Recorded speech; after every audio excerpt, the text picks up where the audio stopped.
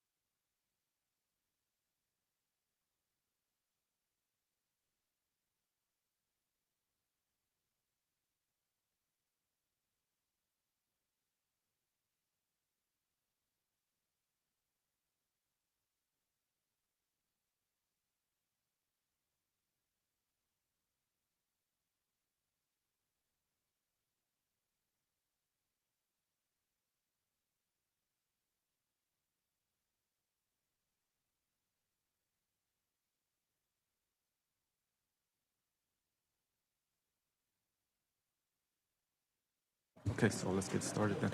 Are we going?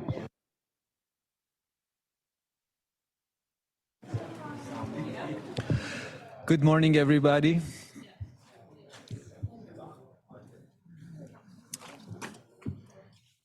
My name is Mo Samak. I'm the chair for the CTAC with the City of Solana Beach. I want to welcome you to our first in-person meeting of April 21st, 2022 at 9 a.m. It's a joint meeting for CTAC and SANTEC. And with my co-chair, Minji May, we'd like to welcome you.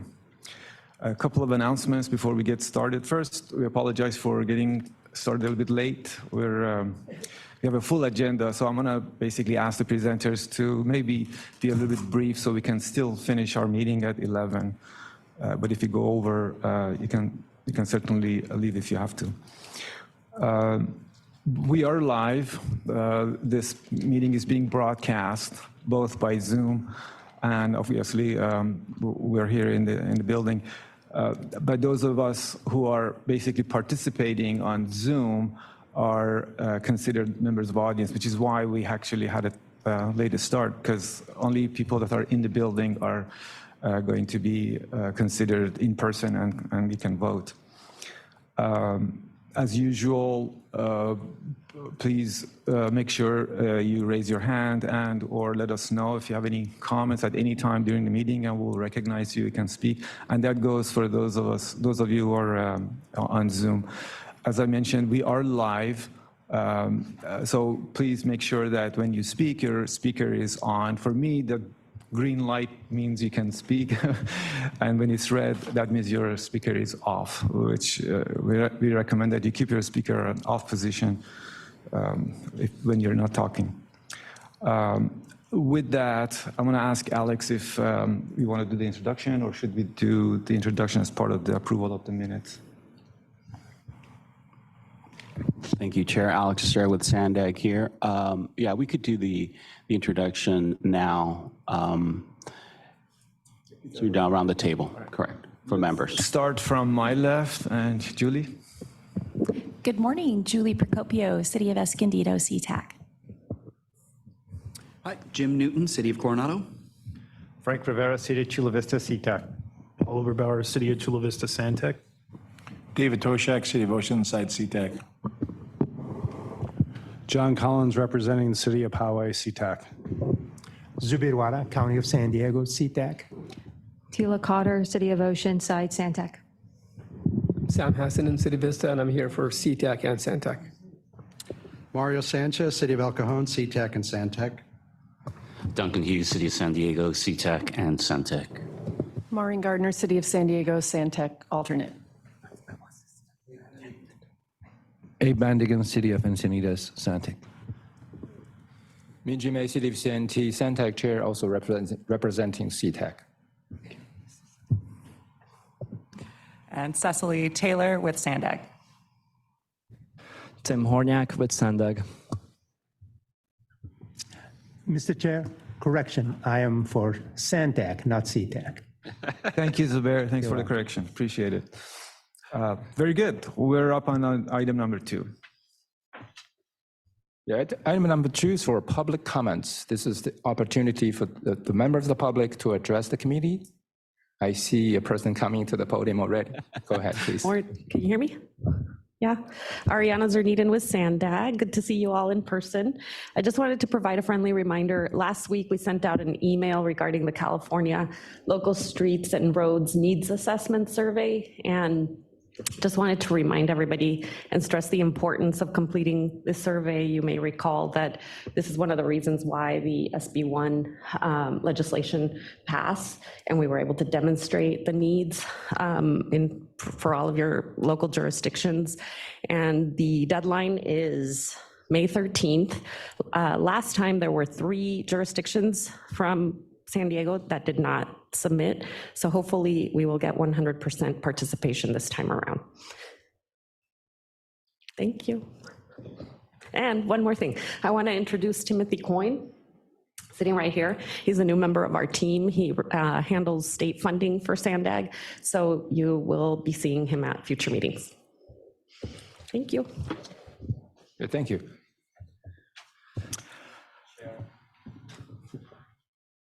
And Chair, I do not see any public comments on Zoom.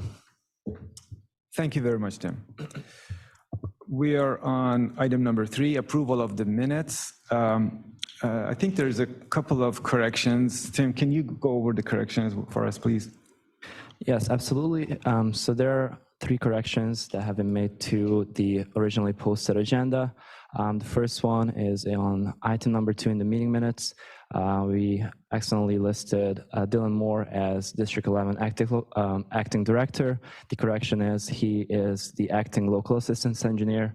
The next correction was on meeting minutes, item 3, approval of meeting minutes. We accidentally listed approval of December meeting minutes. The correction is approval of January 20th meeting minutes, both for CTAC as well as SANTEC. And the last correction was on the item number 3A for the CTAC attendance. We left out Frank Rivera from City of Chula Vista, and we added him as attending and approved CTAC minutes.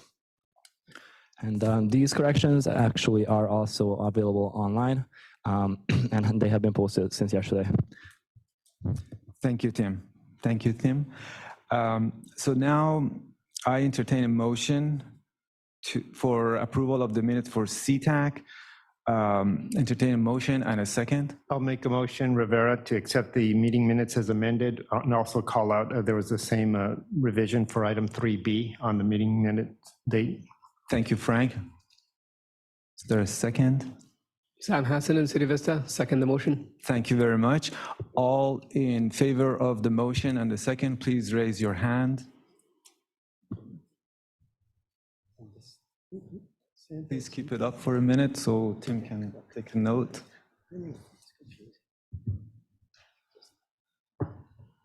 Thank you very much. Appreciate it. Now, I entertain a motion for approval of. Pardon, for those that are abstaining for those 30 minutes, raise your hand. I see City of El Cajon, Mario Sanchez, Sam Hassanin from the City of Vista, and John Collins from the City of Power abstaining for those meeting minutes. Thank you, Chair. Thank you. Sorry about that. I'm sorry, was that, did you say abstain? Oh, no, I didn't hear that, I'm sorry. No, I approve. Oh, okay, sorry. So it's only, again, correction. Only Mario, I think. Mario and John Collins. Sorry, City of El Cajon, Mario Sanchez. Thank you. Thank you. Sorry about that. So entertain a motion for SANTEC approval of the minute with the noted changes. Yeah. Is there Mr. Chair, move to Zubair Wara, County of San Diego, move to approve with the noted corrections. Thank you, Zubair. Is there a second? Abe Bandigan, City of Encinitas, I'll second. Thank you, Abe. All in favor, please raise your hand.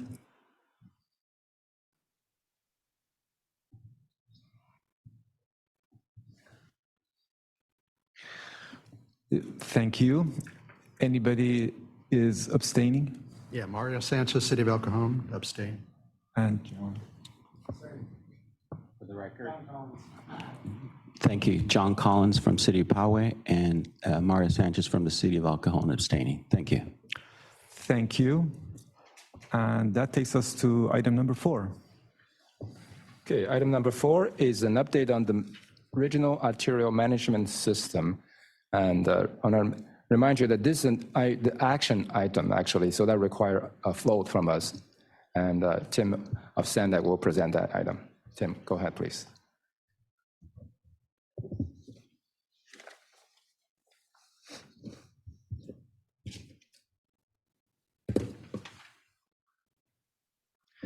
Thank you, Chair. Good morning, everyone. So this item, historically being presented every year in spring, and as you mentioned, this will be a recommended action. So the RAMS update consists of the following. So the Regional Arterial Management System is currently in the 10th year of operations. It was established as one of the first ITS projects to promote coordination between local agencies. And in this 10th year, we currently have more than 3,200 signals that are operating on the system. Over this past 16 months, the McCain, which is our contractor who is supporting the operations and maintenance, have performed a series of tasks to operate and maintain the system. It included quarterly site visits that consisted of on-site trainings, as well as online trainings, onboarding, as well as refreshers, and troubleshooting as well. Since the last time this item was presented, the on-site visits has been resumed.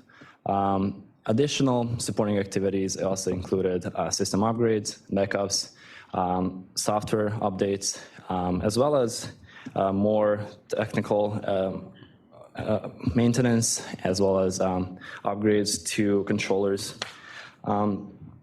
With this item, we continue, we would like to ask CTAC and SANTEC members to continue support and recommend support for the next fiscal year.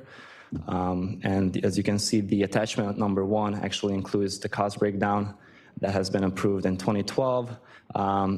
And it actually lists every participating agency and their costs. If you have any technical questions on in regards to RAMs or any other questions, we also have a representative from McCain, as well as from SANDAG, Matthew Mascaro. Okay, thank you, Tim. So now we'll open the floor for comments from the members of the committee or the public. Anybody has a comment? Duncan. Duncan Hughes, City of San Diego. Are these costs adjusted annually? So the costs were approved. They're staying the same as they were approved in 2012, based on the participation as well as the traffic signals at the beginning of the program. We have made adjustments in this table since the last time it was approved to reflect the changes of 2 cities that have opted out of the system, and SANDAG actually took up their share. So in that sense, they have been updated, but no other updates have been made since then.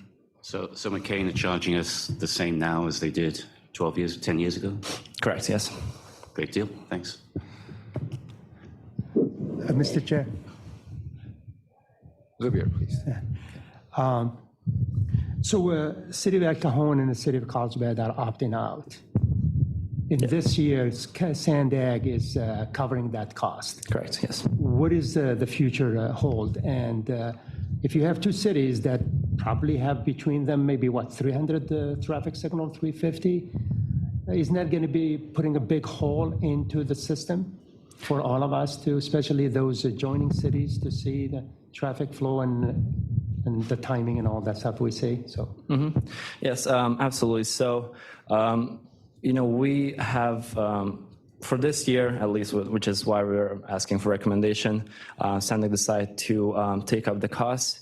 Of course, we're always open to any suggestions on how to revisit the costs, but I am not familiar with any challenges in the system that it would cause with these 2 cities leaving RAMs. If I may, Subir, too, sure. I think so just the recommendation to maintain the existing support services, we're undertaking that cost, SANDAG. Okay. Recognizing that we are still looking into how can we do a regional platform for signal operations. And you're right, there is a risk as we continue with our overall vision for multi-agent signal coordination, but you're right. Yeah. That's something that we're going to be examining. In fact, Tim's going to speak to an effort that we're about to undertake now that the ART regional plan was adopted. One of the key components of the regional plan under the Next OS concept is implementing a smart intersection system. So we're going to be undertaking that to really kind of break down gap analysis and where is it that we want to be, recognizing the system has been in place for, Tim included, 12 years ago. Yeah, agree. Yeah, thanks, Alex. That's really what I was looking for. And Mr. Chair, I have a follow-up question, if if you may. Go ahead. I'm not sure the cost stays the same all the 10 years, because I was looking at the next item in the agenda, which is the presentation of the big report, the ITAC report. And I look, and in it, for at least for the county, there is a line item for the RAMs. And I'm looking for 10 years, it's 112,500. So, and if you take 10 times 12,500, that's 125. So so it's a difference. So I think it's been going up, but maybe not, a lot or whatever it is. But so I don't know if it stays the same contract as or the cost is the same as we signed it 10 years ago. So I don't know. I mean, I'm just saying the report that you're going to present for the ITAC, it shows the item as a line item for 10 years, how much we paid, and for 1 year, how much we're going to be paid. No, thanks for that insight, Subir. And we have to drill down to the details, because I'm not sure when we went into sort of the triggering into the RTIP, when you guys went in there. It could have been maybe a year delay or two, but we'll look into that. But the cost associated with each breakdown for the local agents has remained the same. So there might be differences where we have to reconcile. Julie? Yeah, I have a question. I appreciate the input from the other members of CTAC and SANTEC. I had the same question with respect to the long-term plans for RAMs and how we're ensuring that we're making those plans. The city of Escondido is undergoing a process to upgrade all of its signal controllers and communication system right now. And so I'm interested in understanding what the timing is for evaluating the long-term RAMs plan. And I'm also interested in feedback from other agencies who, or maybe operating dual systems, or can share some information with respect to what they've found using RAMs and perhaps transitioning to another system. Thank you. Sam? So we have gone actually to a different system of traffic signal controllers in the central system, which has not worked with RAMs and does not work with RAMs. And that's, I guess this is a time to bring that up as, like Julie said, what is the long-term plan? Because I know that RAMs is not working with our system now, and we haven't opted out yet, but I guess it is time to really start thinking about deciding. The cost is low, but still, I mean, if we're not getting the benefits, I'm not sure if I can make the decision right now, but I think it's something that we'll be talking about.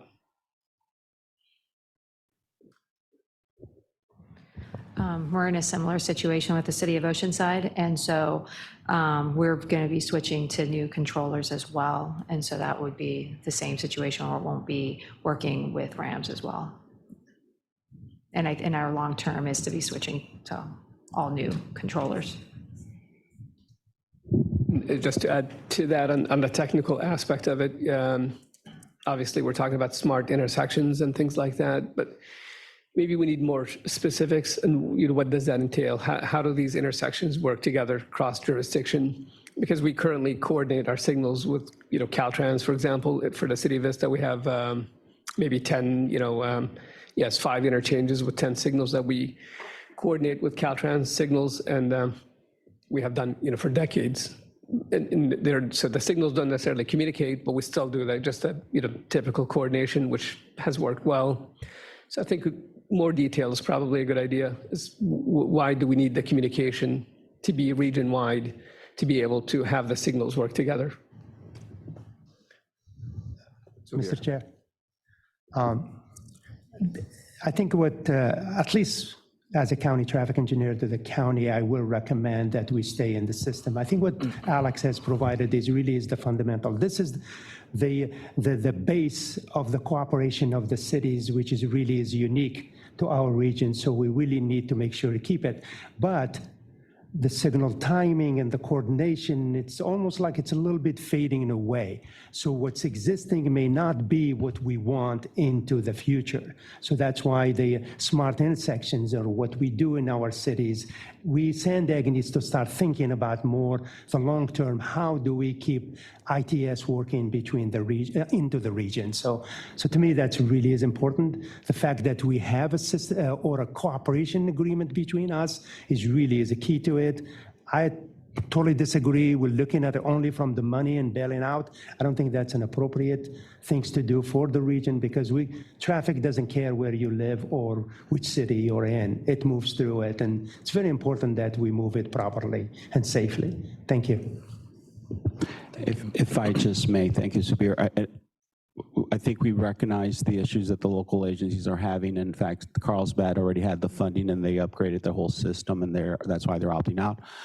So we knew this was coming. Unfortunately, the challenge for us is just attaining those funds that we need to transition to a regional-wide system.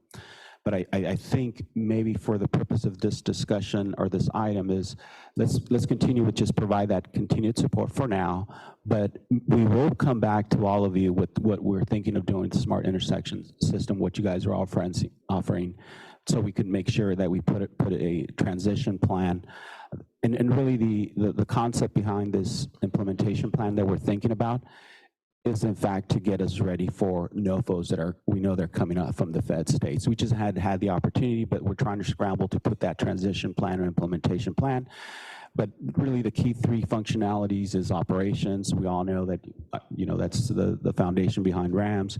The other functionality is there's increased technology for situational awareness, pedestrian bicycles, we're all aware of that. And the other component that we're building into this is the whole connected vehicle environment. That doesn't necessarily mean that we would implement all of those, but we're thinking about what is that long-term vision. But we recognize and take your comments, and I think we're going to be coming back. we know we're going to be coming back with more details on that implementation plan. Sam. Yeah, I think as long as, we have a detailed plan, I guess, coming forward, I think we'll still be in support of it this round. And yeah, I mean, that's, I guess we want to see what the overall vision. It's been in place for 10 years, obviously, so I think it's got to be clear how we're using it and how it could benefit the region. But if that's coming forward, then we'll be in support. Okay, any other comments or questions? Seeing none, so I'll entertain a motion to approve staff recommendation. Mr. Chair, Zubair Wara, County of San Diego, and I'll be happy to make the motion to move with the staff recommendation on the RAMs. Thank you, Zubair. So I have a motion. I'll second the motion. Second by Julie. Okay, so let's take a vote. If you support this recommendation, please raise your hand.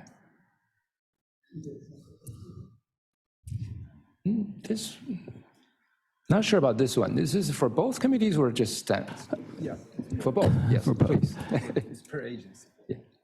We're not members, so we should have. Yeah, that's correct.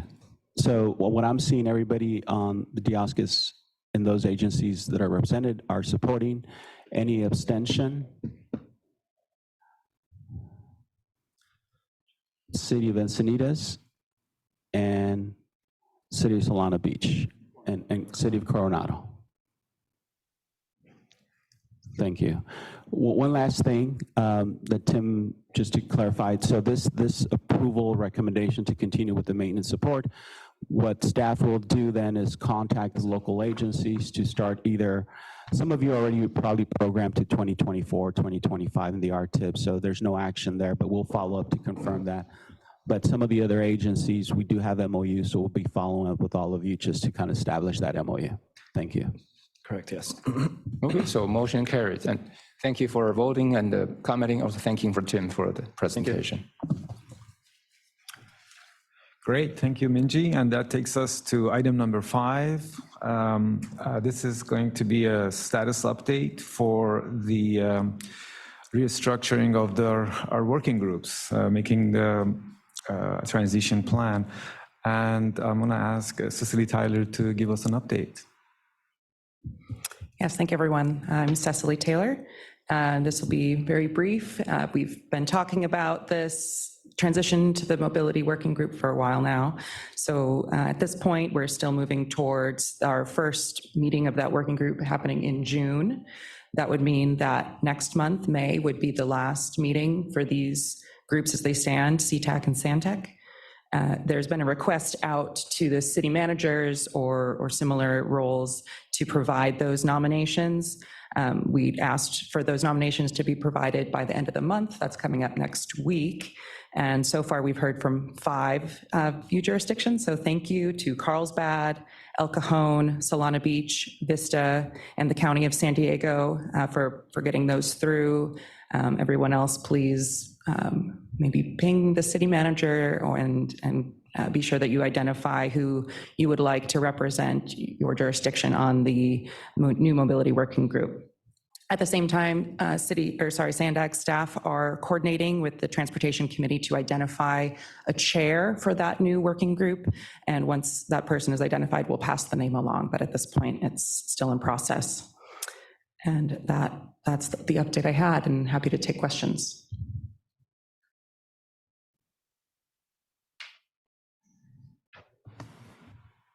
Tim, are there any questions from the members of the audience? No public comments or questions. Thank you. Any comments or questions regarding this item? Great. Well, if things work out fine, Minji and I are going to vote ourselves out of the chairs in July. Thank you, everyone. Okay, item number 6 is an update on the Assembly Bill 43 Task Force, which will be presented by Josh of SANDAG. Go ahead, please. Excellent. Okay, thanks all. Hey, Josh Clark, SANDAG. We had our first AB 43 Technical Task Force meeting, a kickoff on just this past Tuesday. And so the plan is to convene again a month from now on Tuesday, ahead of the next scheduled Thursday joint meeting. And it is my professional responsibility to mention to all of you that that Thursday joint meeting is Bike to Work Day. So I expect to see some helmets and panniers in this room that morning. Excellent. So it was great to have the opportunity to convene and then get an update from individual jurisdictions on interpretation and use of AB 43 changes to the California Vehicle Code. So City of San Diego gave an update that they've been meeting with mayor's staff.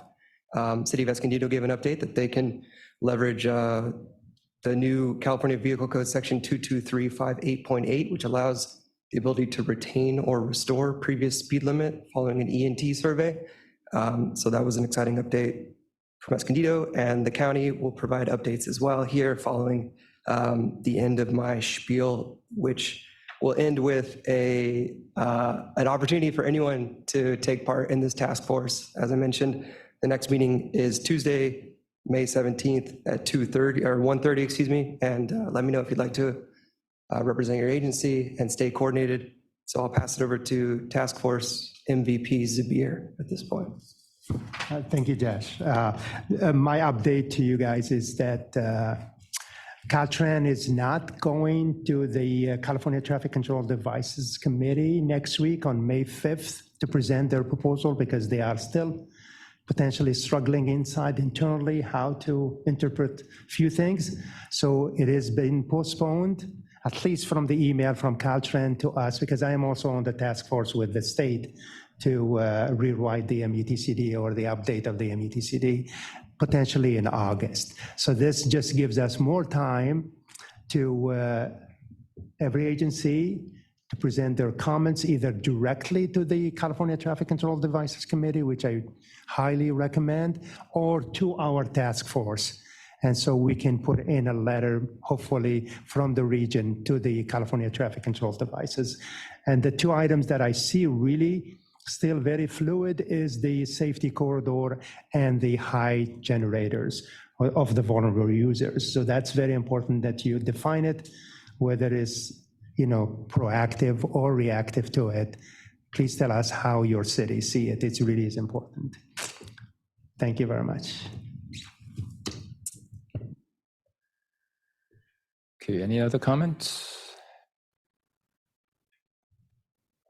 Great, thank you. I have a question, Chair. One question here. I remember this was discussed last time about City of LA starting to implement. Does anybody have more information on how they decided to implement? I heard about the challenge. They're going to accept challenges in court, but what is their plan? Does anybody know? Yeah, Mr. Chair, if I may. The last meeting we had at the, with the Caltrans task force, the city of LA is part of our task force and the city of San Jose and others. But the city of LA says they have about 300 segments that they did the speed survey and they are to raise the speed limit based on the prevailing speed. So they're going to implement that section of the new law that take advantage of not upgrading or not, increasing the speed limit on those segments, but use the existing ENT survey on it. So and they were moving ahead.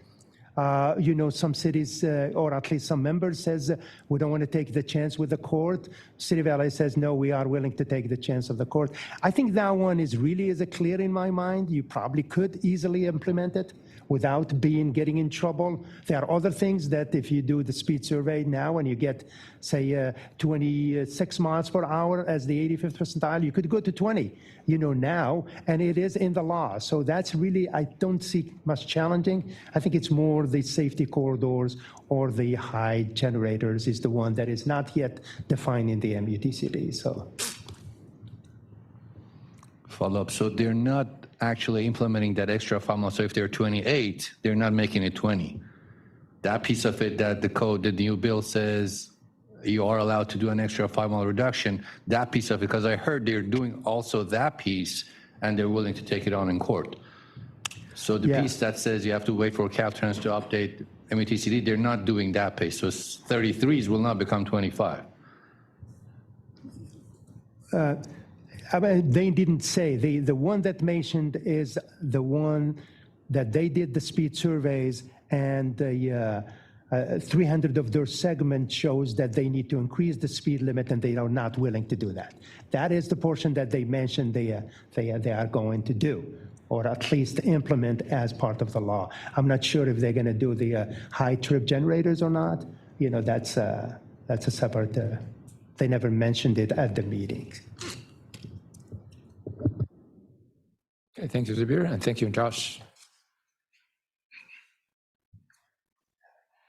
Chair, just to confirm, there are no comments from the public. Thank you.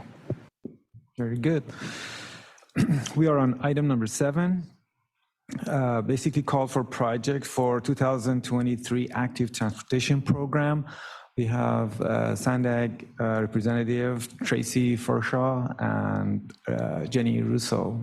Please help us through this item.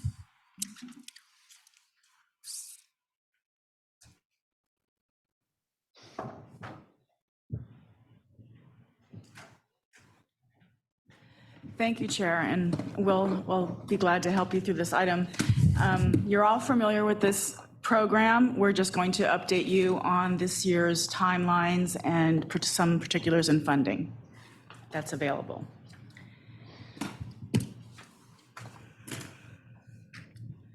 Okay. So I'm Tracy Forshaw. Some of you know me as the program manager for some of the grant programs here at SANDAG, the Transnet Smart Growth Incentive Program and the Active Transportation Program, and just recently the Housing Acceleration Program. I'm here today to tell you about another great grant opportunity, the Active Transportation Program and the Regional Active Transportation Call for Projects component. Next slide. Oh, there you go. So as you all know, the Active Transportation Program was created by Senate Bill 99 and Assembly Bill 101 to encourage increased use of active modes of transportation, such as biking and walking. In 2017, there was an additional 100 million added to the pot per year through SB1. The ATP is administered jointly by the California Transportation Commission, CTC, and Caltrans. Program funding is awarded in 2 stages, both at the statewide competition level, and then that's led by Caltrans, followed by the regional competition led by SANDAG. So here we get into the particulars of the funding and what's available to your cities. We have a statewide funding availability of $325 million through the Active Transportation Program statewide. Coming to SANDAG will be $23.6 million. That will be in our regional active transportation component. The minimum award will be $250,000, except for non-infrastructure projects. Minimum award exceptions for non-infrastructure include planning projects, safe routes to school projects, recreational trail projects, and the new quick build projects. The quick build projects, they are in their 2nd phase of the pilot program. And there's some excellent information on the Caltrans website, which I'll show you later on in the presentation, of what materials you can use on those, and but a lot of information on community engagement, quick build materials, and helpful references for quick build projects. So here we have the timeline for the statewide competition. So in March, they released their applications. Applications can be found on the Caltrans site and also on the CTC site. So the statewide call for project opened in March, and applications will be due in June 15th, 2022. In October, staff will have recommendations presented to the CTC, and adoptions of the CTC recommended projects are scheduled for early December 2022. And here is the timeline for the regional component. So currently, we're here in April. We're developing regional call for projects, presentations, and working groups. So we're developing the guidelines. In May, the criteria and call for project guidelines will go to the Transportation Committee and the Board of Directors to consider the regional call for projects. And those will are scheduled to be adopted in June by the CTC. With anticipated call for, if approved, we have an anticipated call that will be released in July. And then regional applications will be due in September of 2022. We will have an evaluation process between the months of October 22 and March of 2023. So I want to mention that we'll be also probably coming here again to ask for help in the evaluation process. So your time would be greatly appreciated. So in March, we will take our TC and Board of Directors presentations for regional funding recommendations. And in June, we hope to have the CTC adopt regional recommended projects. And that takes me to my last slide. These are the resources that I had talked about. There's a resource on the Caltrans Active Transportation Cycle 6, has a lot of information. You also have the CTC Active Transportation Cycle 6 website and the ATP guidelines. So any changes this year? There's really not a lot. There's some changes in the language in the applications and what the summary that they're asking for you to comment on. I just want to point out a couple of things. Let's see. There was some language inserted in the community description portion to include how the project will benefit non-motorized users of all ages, and this is important also in the routes to school for not only the school, but the teachers and the elderly parents or parents that will benefit from them as well. There was a benefit to disadvantaged communities as defined by the median household income in accordance with the 2015-2019 American Community Survey. You can use that, or you can use the free or reduced price school meals, or you can use the Calendviro Screen 4.0 Healthy Places Index to identify your disadvantaged communities. And I wanted to note that there is an identification of disadvantaged communities now includes projects on federally recognized tribal lands or projects submitted by tribal governments. So that's pretty much our presentation. And Jenny Russo is here. She's a grants manager to answer any questions, or both of us can answer any questions, but we also want to talk to you about the possible augmentation. Hi, everybody. So you've probably seen there's a lot of money coming out of the federal government that's passing through. We've seen in the governor's budget, they have a proposed $500 million in additional funding for active transportation projects. The only way they send that money out is through this program, through the ATP. So there's discussion about having what they call an augmentation to it. There's going to be a workshop next Monday or Wednesday, Yeah. to discuss what that would look like. We've talked to CTC staff a little bit to try and gauge what that might be. They think it will probably follow what happened when SB1 was passed and they did an augmentation to a call in there. Basically, the takeaway here, the $500 million that would go into the ATP, as you're familiar, there's 3 different buckets. There's statewide, there's regional, and then there's rural that our region doesn't qualify for. It'll add another $250 million to the statewide pool. So if I go back here, a couple slides. So this $325 million, they'll add another $250 million in there. So a lot of money coming out just in the statewide. And then on the regional side, just guessing on our estimate, we usually get 8% of the MPO share, so that's another $16 million. So add that to the 23.6. So big numbers, a lot of funding coming out.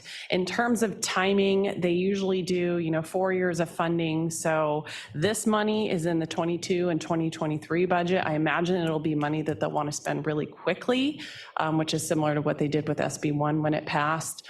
So probably what they'll do, they will not have another call for projects. So I guess the big takeaway, if you're wondering, what does that mean? If you have a project, even if it's not in a DAC, because I know a lot of you are worried I don't have DAC projects, I would apply for it anyway. I know it's a lot of work to do the application. It's not a friendly application, but this amount of money, we traditionally fund maybe 6 or 8 projects in our region. That list is going to go a lot farther just with this amount alone, not even considering what's in the augmentation. So even if you don't have a project that's in a disadvantaged community, it's a high likelihood to get funded anyway. That's what we saw last time with SB1, and when they did the augmentation is we dipped farther into our list. So really think about them in terms of this timeline as well on the statewide. So as you're familiar, you get basically bang for your buck on your application. If you submit for the statewide call, you're automatically considered in the region, so you don't have to do anything additional. If you want to submit a project after the statewide closes, because maybe you don't have enough time, or maybe you want to hedge your bets a little bit and see if you have a project that might score better in the regional.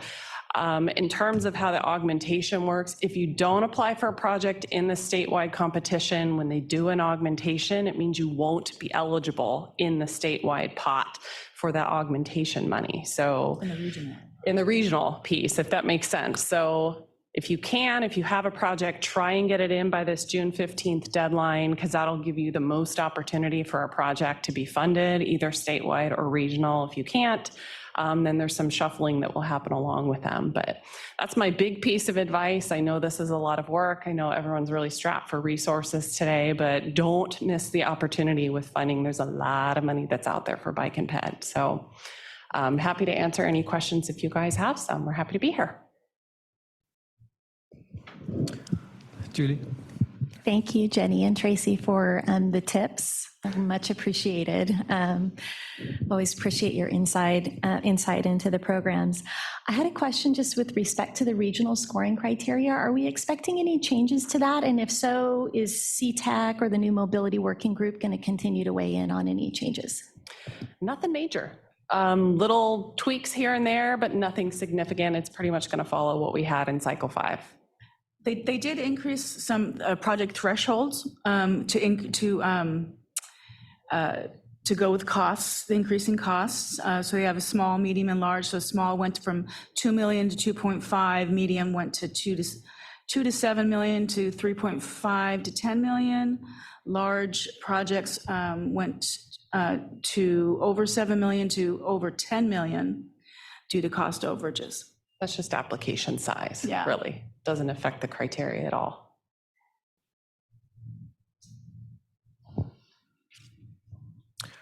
I have a question. With respect to regional application, I think during cycle 5, SANDAG provided how should I say, maybe an easier method for application for those of us who applied for the state level. All we had to do is just like fill out a short form and submit. Is that going to be also recommended for cycle 6? It's even easier. You don't have to do anything. Nice. We used to have a supplemental, like a one-pager that we needed. Because the state has expanded what's in the application, we've mapped now where their criteria is to what we need. You don't have to do anything. As long as you submit for state, we'll just pull your application over and you're good to go. Thank you. It's a very smart move. Thank you. Any other questions? Salam.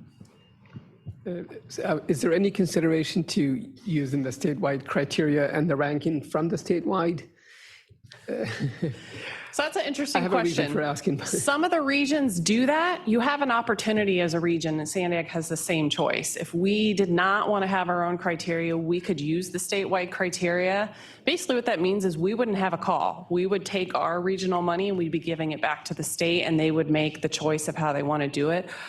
I wouldn't recommend it because our region, we have our own evaluators, we have our own criteria that's really meant for here. If you did it that way, as you follow how the statewide recommendations come out, really what it would mean is they would take our money and they would keep going through that list and look for projects. It doesn't necessarily mean that's how projects would be scored here by our own people. We have different needs than the state does. We have different criteria than they do as well. It's an option. Our board could consider that in future cycles. I mean, we have that option every time they do one. We've traditionally not wanted to do it because we want to have local control of the money that happens here. But right now, we're not doing it. But yes, we could.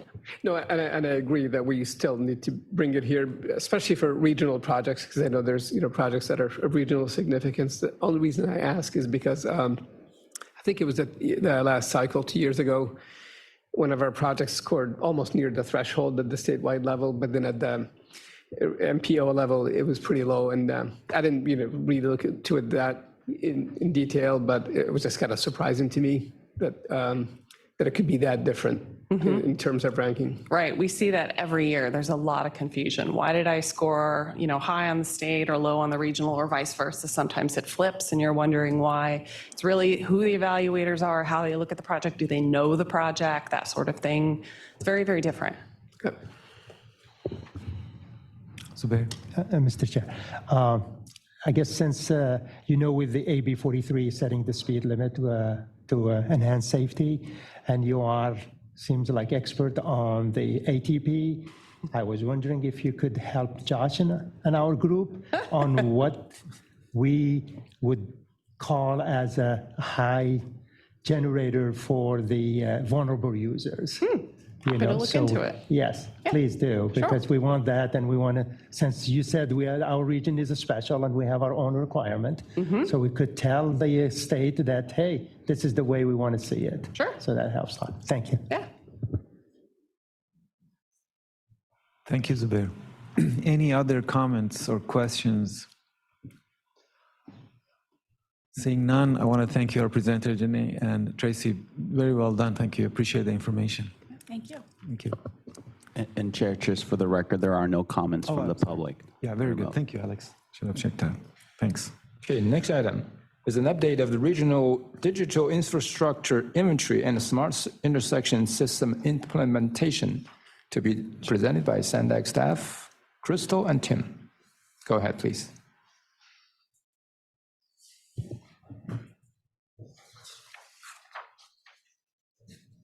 Hi, everyone. Good morning. So I'm Crystal Ayala. I'm part of our strategic partnerships team here with the planning department. Over the past year, I've come to this group several times to update you on some of our digital equity efforts. As you know, the next operating system is a key component of the regional plan, and expanding digital communications infrastructure is really key to enable the deployment of the next operating system in many different use cases. So as we were developing our regional digital equity strategy and action plan last year, we identified a series of key actions to really help expand that infrastructure that will help support the deployment of broadband. Some of those early actions are identified in this slide here. And as we were developing that strategy, we also interviewed several of you along the way to understand what are the kinds of resources, materials that you need from the region to help play a role in expanding this really key infrastructure. And so we heard a lot of comments around permitting standards and guidance, information around mapping support and technical assistance support, so that you really understand how you can play a role in expanding the infrastructure that will support broadband, but also the next operating system, intelligent transportation solutions, and many more. So we are actually embarking on an effort to ensure that all of the jurisdictions in the region have access and the ability to conduct asset management and inventorying of the digital communications infrastructure that you all currently maintain for things like traffic signals. So here's an example of an internal tool that we've developed to help us understand where the region and the transit operators have digital communications infrastructure. It's hard to see on the slide here, but the boulder lines on the western side of the county show where there's currently a fiber ring today that is used to exclusively right now for transportation purposes. So part of this effort will be to evaluate industry standards around how we create a model, an inventory for managing the digital infrastructure in the region, turning that into an actual architecture. And then we've reached out to several of you over the past few months to see where you're at in your mapping and inventory stage. And, you know, we got a lot of feedback and a really range and sophistication of how you're managing a lot of this information.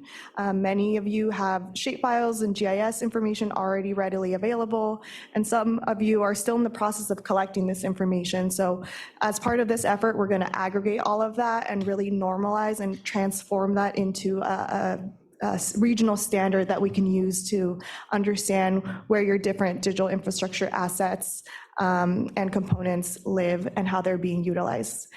Part of this effort will also include the deployment of a web mapping application so that all of you can access this information and use it to manage and monitor where your infrastructure lies today, as well as conducting training so you all understand how to access this information, edit it, and help us really maintain an accurate and up-to-date inventory of this communications infrastructure. And as I mentioned, the deployment of this infrastructure and this mapping tool is going to be really key as we move towards implementing and planning for the next operating system. Some of the various use cases that this digital infrastructure inventory will support are here on this slide here. You know, I've talked about the importance of this for intelligent transportation systems. Tim is going to talk about how this will support some of the smart intersection system he's advancing. And then, because my world currently is broadband, this information is also really key in helping you understand how to advance planning and deploy infrastructure that can expand broadband to underserved and unserved communities. And this inventory actually will be really beneficial and helpful to support one of the near-term actions that were included in the regional plan, which is a implementation of the smart intersection signal or regional smart intersection signal system. And as one of the first tasks that we are embarking on is an implementation plan that will be developed in-house. This implementation plan will have or consist of several components, including physical component, which is where we pretty much do a baseline of the existing conditions in the region. There will be an operational component as well as the implementation component.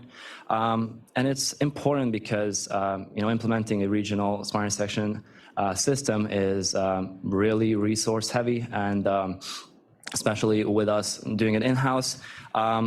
The physical component will include us reaching out to our local agencies, CTAC and SANTEC, to really do a data collection on the existing infrastructure that's there. So there is the traffic signals, there's the if the traffic signals are connected, if there are any adaptive or smart sensors installed with the traffic signals. Of course, there will also be the location component to this initial effort, but we also want to understand if there are any agency goals or if there's any agency priorities in terms of safety or delays. So this effort will be conducted after this meeting. We'll be reaching out. We'll be sending you a file with the current locations of the traffic signals that we have on file, and there will also be some additional fields for you to confirm, and also if there's any available data to add on.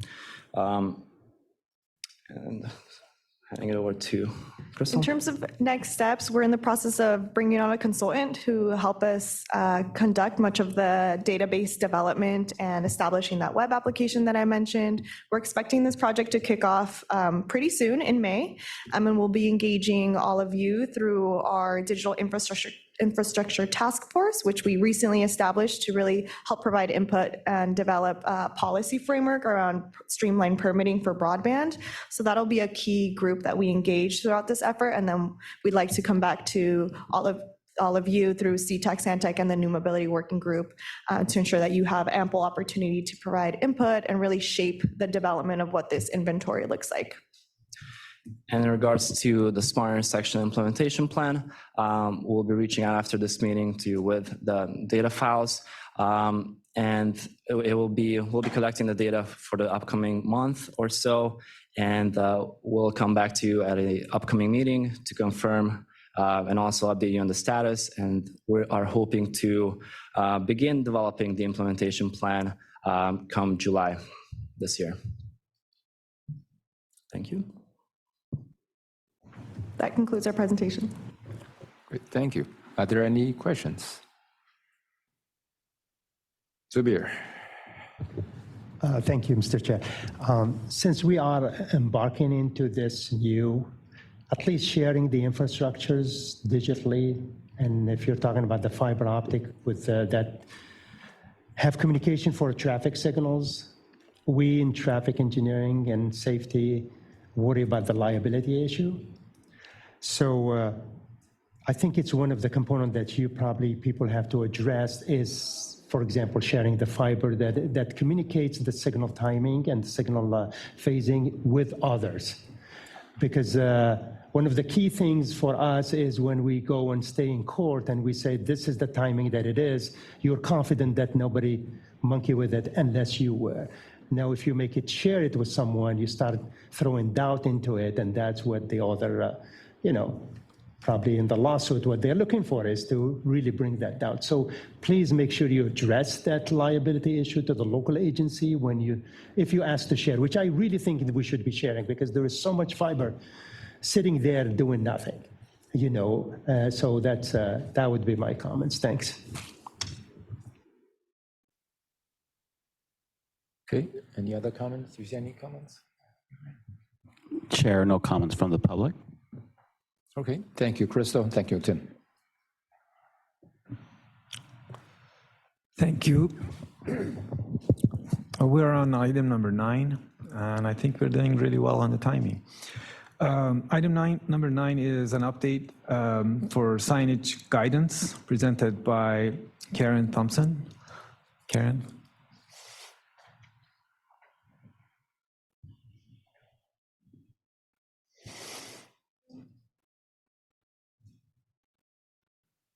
My name is Karen Thompson. I'm on the visual communications team here at SANDAG, and I'm here to provide you with the updated Transnet signage guidelines.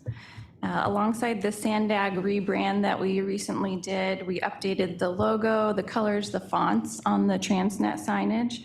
We streamlined and simplified the design so there's fewer variations.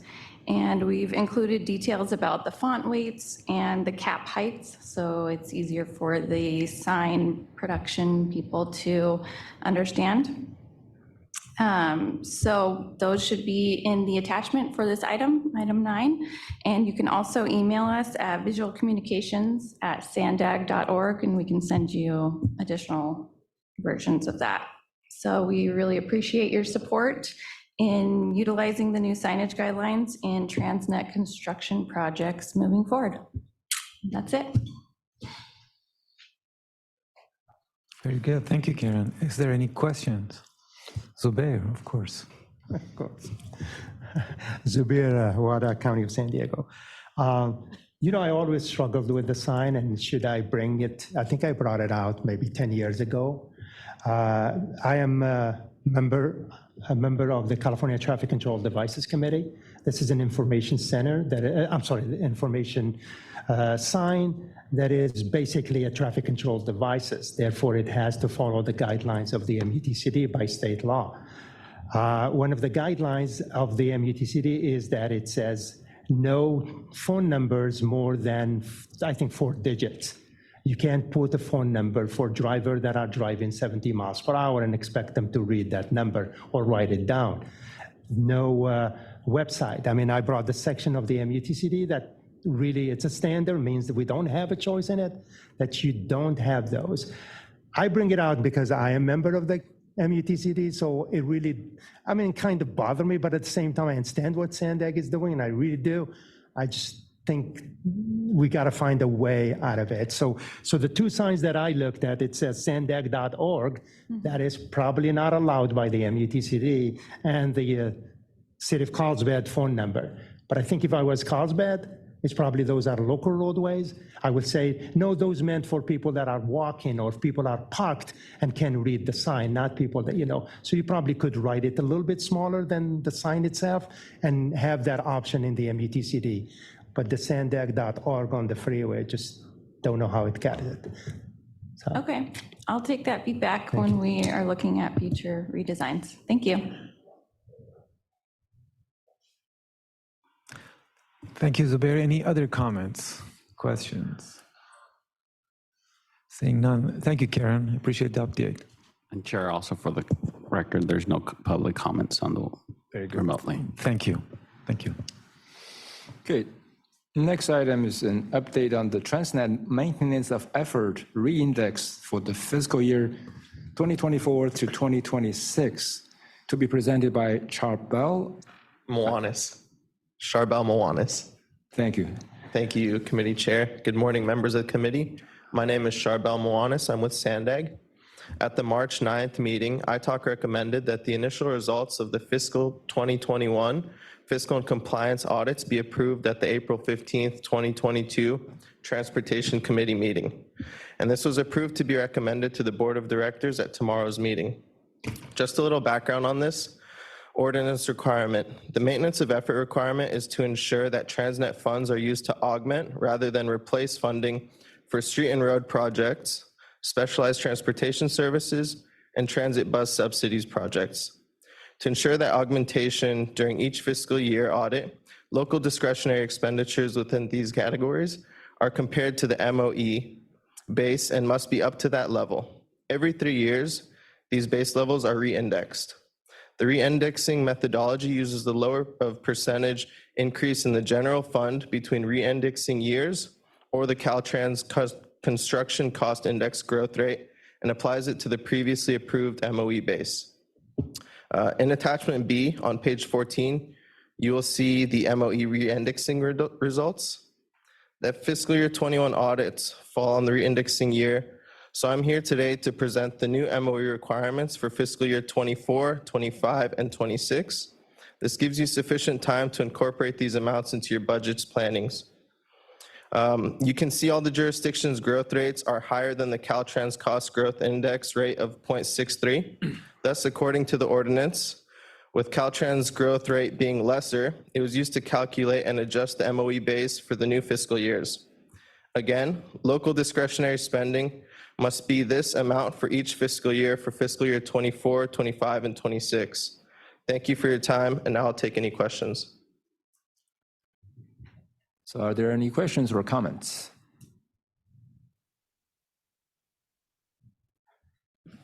Any comments? Chair, no comments from the public. Thank you, Charbel. Thank you. Mr. Chair. Yes, Ubir.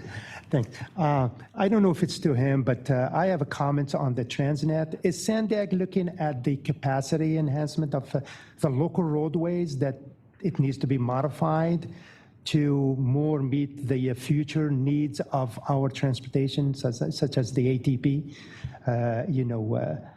Improvement on the roadway instead of trying to increase the roadway capacity, since we are moving away from this increase of capacity?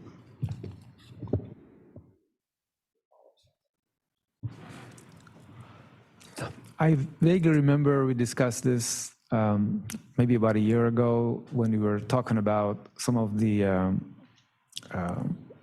charter items within the SANDAG. We can certainly take your comments and come back to you. But I think you have a good point. I think some of the other agencies have the same concerns. Thank you.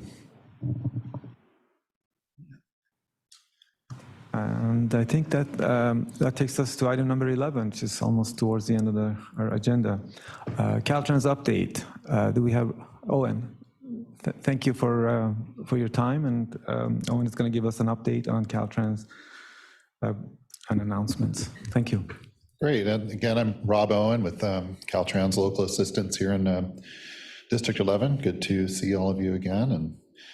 And just to kind of recap some of the notes in your packet, I know the inactive invoices are always very, high priority. On the second page there's, some additional reporting requirements if there are, inactive projects. I think there's only a couple right now outstanding, but FHWA is requiring more documentation, justification for those inactive projects. And I think, the presenters from SANDAG earlier mentioned, quite a bit about ATP Cycle 6.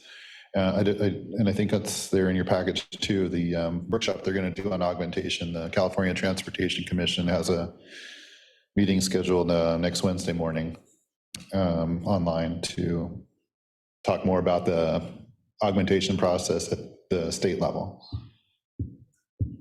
And, of course, I included a lot of the links there for the applications.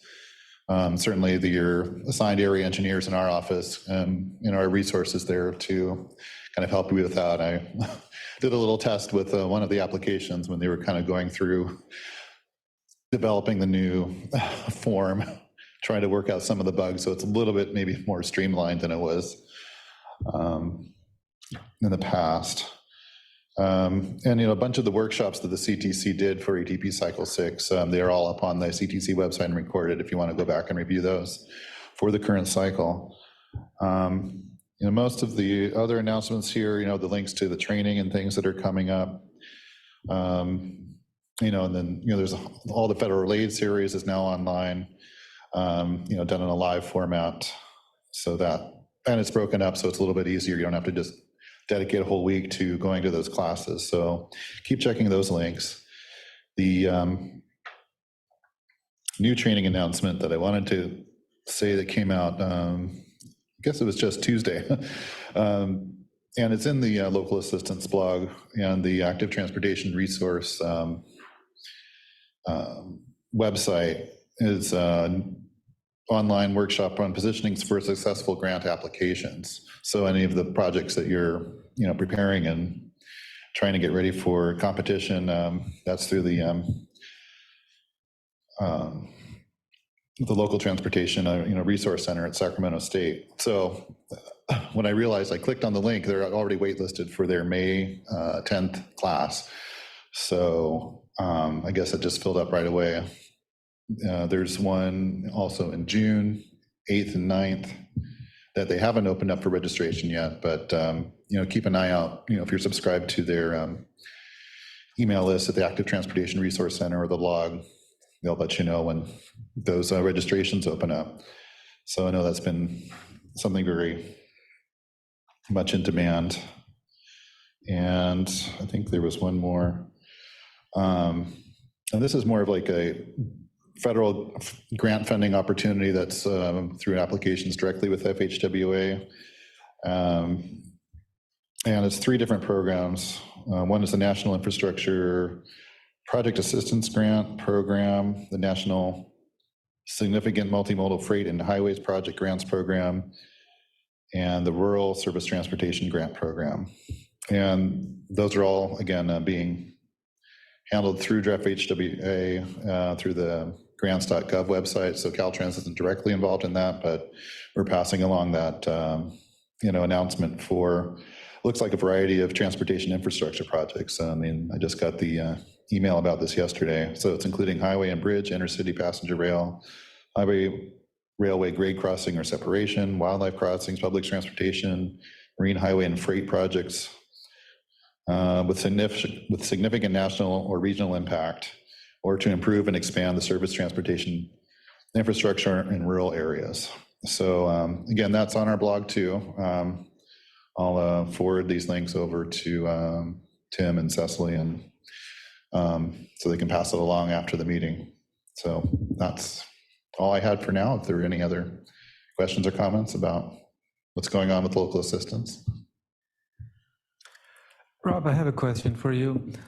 If an agency wants to separately and independently apply for, let's say, a federal grant through their local representative, federal representative, would Caltrans provide letters of support for that specific project?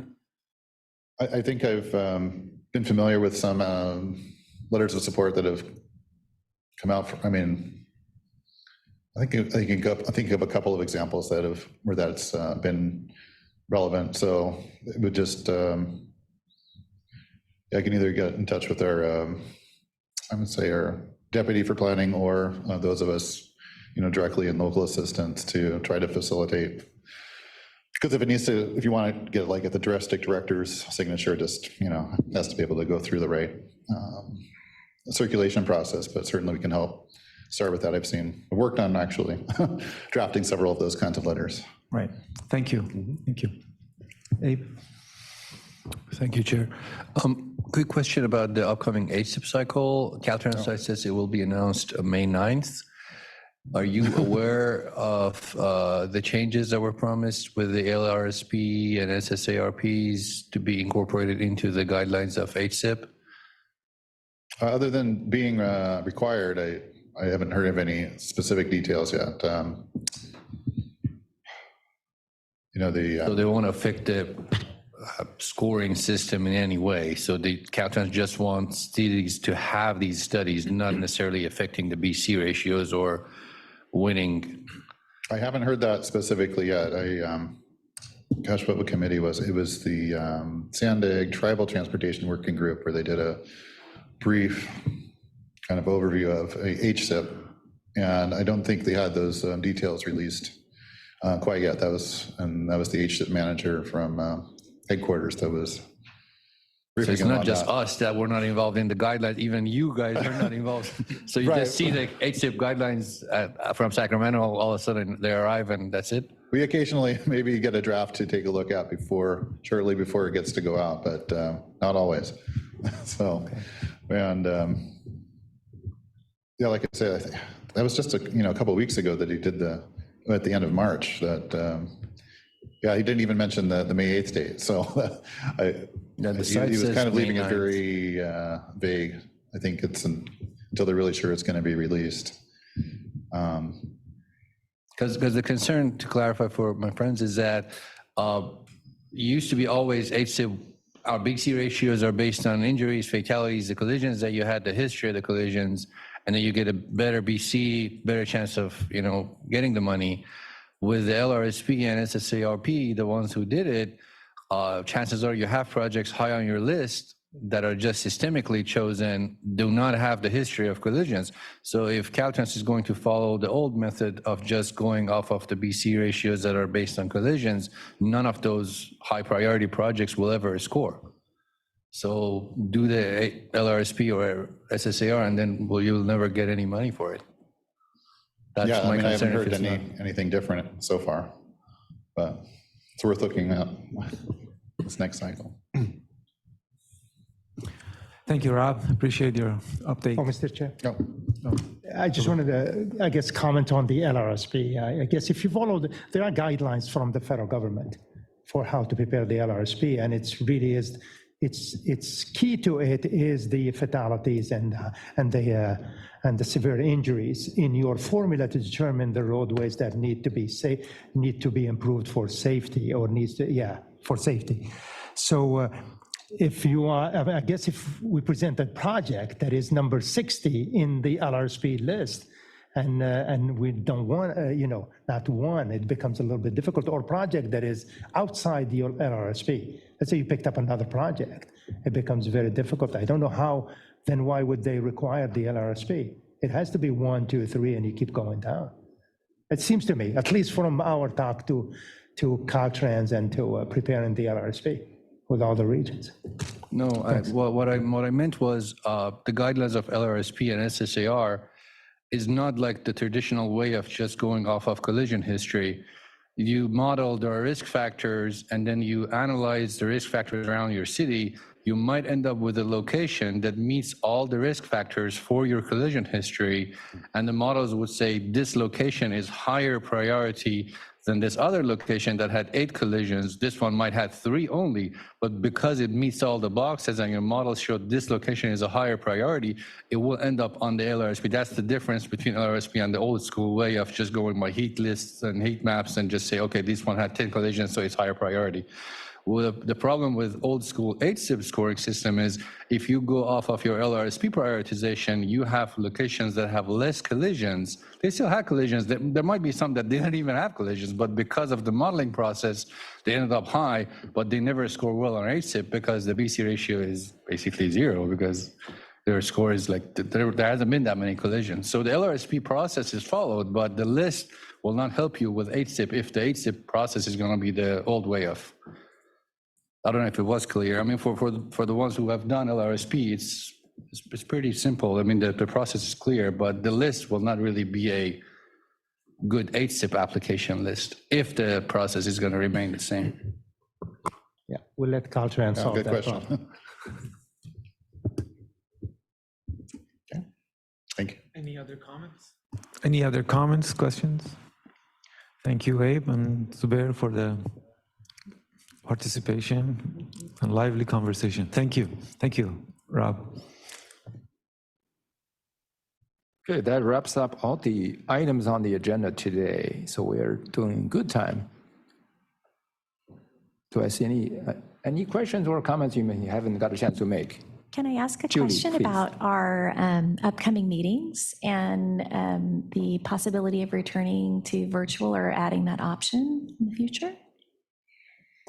Good question. Great question, Julie. We were scrambling to get this meeting together. Maybe a point of clarification is because this is a Brown Act, committee. So we're subject to any regulatory requirements, and the guidelines for setting those requirements are our board. And I believe they didn't get a quorum last time around for at least all the April meetings. So because we didn't get a quorum, there was no guidance. So then we had to scramble to meet in person. I understand that staff is actually looking into what the possibilities would be in the future.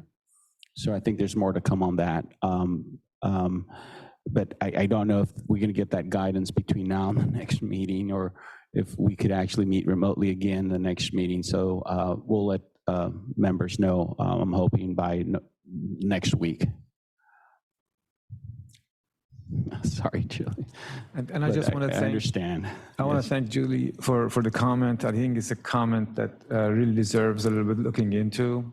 Some of us drive miles from our local areas to come to this meeting, and if there are any possibilities that it could be a joint meeting, or earlier Julie and I were talking about maybe we could have like a quarterly in-person meeting, and then keep in mind that remote may be an option. So those are some of the stuff that we probably should look into, and I appreciate you looking into it, Alex. Thank you. Okay. Yeah, definitely. I'll echo that myself. I think a remote option definitely be very helpful.